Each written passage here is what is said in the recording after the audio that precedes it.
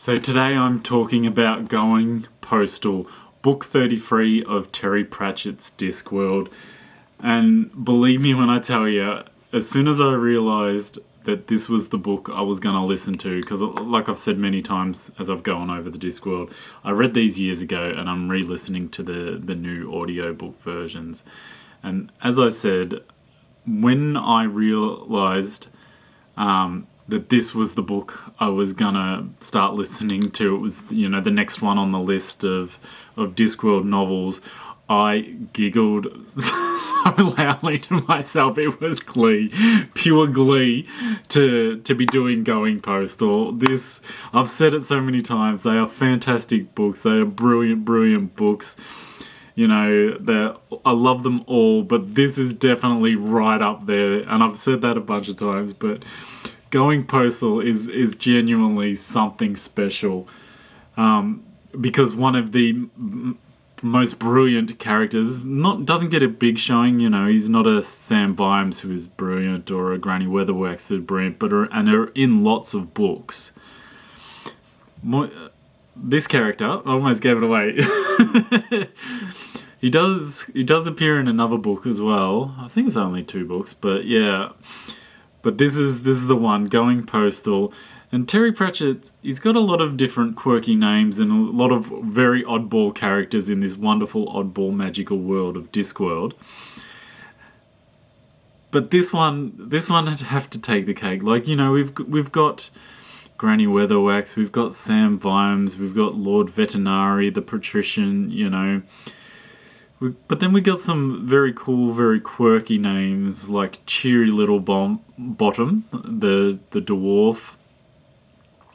And even in this novel there's Adorable Deerheart. But I think Moist von Lipberg have to take the cake. And that is... How can you not love that name? I know a lot of people don't love the word moist. I don't get that. It's just a word. I know words have power and words have meaning, but yeah, I don't know that makes people cringe. Moist, but Moist von Lipwick would have to be the greatest ever name in literature. I genuinely think it is. And he's what a character. He's a con man. He's a thief. He's a dodgy bastard, but he's gonna prove them all wrong in the end, except one man, Lord Vetinari. And we begin this Albert Spangler, who's in jail in Lord Vetinari's prison in Ankh-Morpork, digging his way to freedom. And just when he thinks he's dug his way to freedom, he realises he's dug his way. He's got his little spoon, his thing. It's pretty much just a nub. It's no longer a spoon. It's almost a knife, just a nub. And once he digs his way free, to find there's another wall and another spoon waiting for him. To which the guards all give a round of applause and, thing. And then he has his meeting with the patrician, Lord Vetinari. And Lord Vetinari is a man who believes in the promise of hope. Not so much genuine hope, but the promise of hope. And there's always a choice. You can happily go through that door over there. There may be a very big drop through that door, but the choice is yours whether or not you want to go through that door. So Moist, his choice, after he gets hung, or after Albert gets hung, Moist has a choice, because Moist is the real man behind all the cons, behind all the grifts, behind all the fake diamonds and all the scams. He has a choice. He can either work for the patrician in the post office, or he can walk straight out of the office to the right and the drop. And Vetinari is a man that knows character, even much more so than his assistant Drumknot. So why Moist is agreeing and signing away his life, he pinches Drumknot's pencil. But yeah, so Vetinari knows him better. And naturally, Moist gets out, he's got free will, does a runner. What could go wrong? He's gone, gets a very fast horse.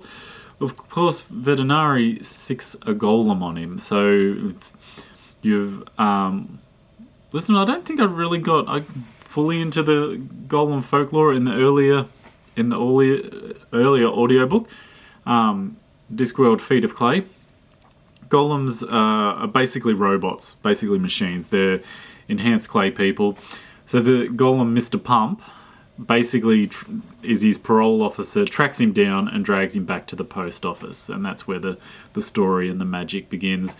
Now, words have power. We all know, or we should all know that. You see that in so much rhetoric in politics and in things. The narrative, how we shape and craft words and, present them, can change and do anything. And I think, once you start collecting all these things in books, in libraries, and start amassing them, they shift and change the universe. And no one understands that better than, or understood that better than Terry Pratchett. What, all these massing of words and that meant. But not just in books, also in letters. And when Moist goes and checks out the post office, which is basically an eyesore, it's been run down for years, they don't deliver the mail, he thinks he's stepped into an old building just with piles and piles of pigeon droppings, which soon discovers that there are some pigeon droppings on there, but they are piles of, stacked to the roof of letters, unsent letters. And that many words, that many, thoughts and ideas amassed and stored in can certainly have some funny effects on people, and certainly have some funny effects on Moist. At the post office, he meets junior post officer Groit, who is older than the hills, but postmasters, which is what Moist's new role is, don't seem to last. So he's never been promoted. And there's also Stanley, who's a young orphan that is left with the post office, he's prone to little moments, but if you ask him about pins, he's a pin enthusiast. He can tell you the ins and out, everything about pins. So opening up a post office and getting word, what's the fun in that? That's not a story. So the clacks, which I definitely didn't delve into those in other books, but they appear in the other thing, and it's like the old Morse code, like the old telegram system, from ancient times. The clack system's having issues, and basically it's often faulty, and it's run by some basically any corporation. The CEOs, the misers, they're screwing the people. They're taking the money. They work their workers like dogs. People die on the clacks towers and things like that. So there's a bit of to get the post office up and running is a bit of a stick it to the clacks. And it sort of all begins when Moist accidentally delivers one of the letters. While he's sort of trying to figure out still how to get away from a golem who doesn't sleep, doesn't rest, doesn't eat, and can basically track him, and did track him in another town and drag him back. So yeah, he delivers a letter, and it changes. It was supposed to be delivered 50 years ago, and it was a love letter. Will you marry me? And of course the letter didn't get delivered, so they went off and lived different lives. But when he delivered the letter, they realised the affection there. That both their partners that they went off and had families with were both deceased, and so now they got back together and they got married. This ancient old couple, and so love found a way in the end. And I think don't we all want to believe that love will find a way? I know I certainly do. cheesy as that sounds.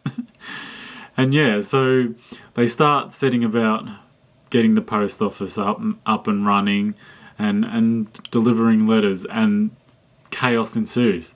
Welcome to the Discworld. You know, there's fighting the Klaxmen, and there's some evil bastards amongst them. The lawyer Slant makes an appearance. Anytime he gets involved, you know, he's not a main. He's never been a main character, but every time he appears, you know, evil is afoot. And the zombie lawyer that sort of has been around for hundreds of years, so knows all the bylaws and all the precedents. Like I said, one of the absolute brilliant books. We got adorable Deerheart, a chain-smoking femme fatale that Moist has a bit of a crush on, that her father and brothers basically were some of the architects and engineers of the Clacks, and so there's a bit of a bitterness there. Typical Terry Pratchett book, chock full of message and symbolism, quirkiness, brilliant characters. Like I said, Moist is definitely, you know, if Granny's my favourite, and I would say Granny is my favourite, Moist would have to be, he'd be pushing second favourite character in the Discworld.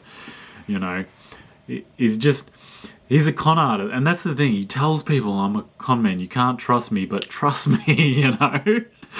And he's gonna do the right thing. And yeah, brilliant book. Like, Going Postal, I'd love to really just talk about another 20 minutes and just spoil everything, all the quirkiness, all the little inside tales, all the jokes. I would love to just tell you them all, and you know, just blow the whole lid of it. But I want you to read it. I want to encourage people to read it. I'm very careful about not doing too many spoilers and that.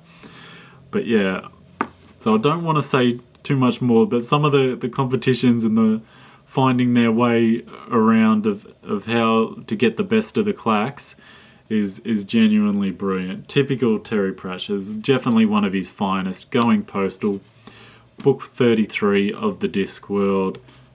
Brilliant book. Like, you could, if you haven't read a Discworld, you could read this one right now, and you know, even though it's 33, you could read it off the top. You wouldn't have to read all the others. That's the nature of Discworld. They are semi-standalone, but then sort of linked as well. Yeah, Going Postal. Brilliant read. Highly recommend it. Happy reading. Subscribe and follow for more.